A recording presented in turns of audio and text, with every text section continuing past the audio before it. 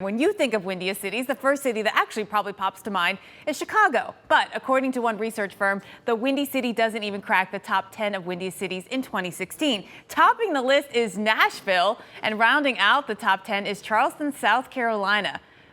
What an interesting list. So let's chat about it. We've got Curtis McDonald, meteorologist and project manager with CoreLogic, the research group that compiled this list. So Curtis, tell us about your research and how you compiled the list and what criteria you looked for. Yeah, so CoreLogic has developed a forensic algorithm that captures wind speeds nationwide. So we're looking at specific granular data down around the city. So we're looking at a 10-mile radius for wind gusts that have exceeded 60 miles per hour, and that's what we're able to capture specifically for 2016.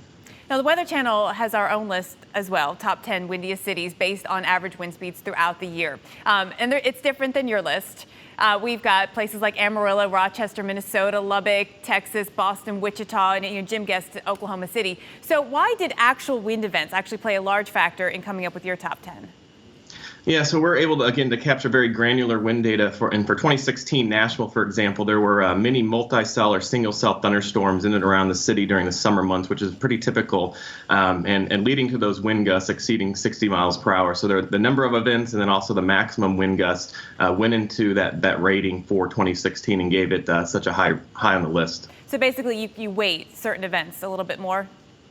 Yeah, so we look at the actual number of events as well as the maximum wind speed that we estimated around that 10-mile buffer or that 10-mile radius around the city. So that goes into the rating. Why is making this list important, and what do you do with this data? Yeah, so we primarily work, provide the data into the insurance industry, responding to these wind events, but we do this on annual ranking just to give a really understanding of some of the areas around the country that have been impacted by more significant wind events, whether it be from a tropical cyclone or significant thunderstorms.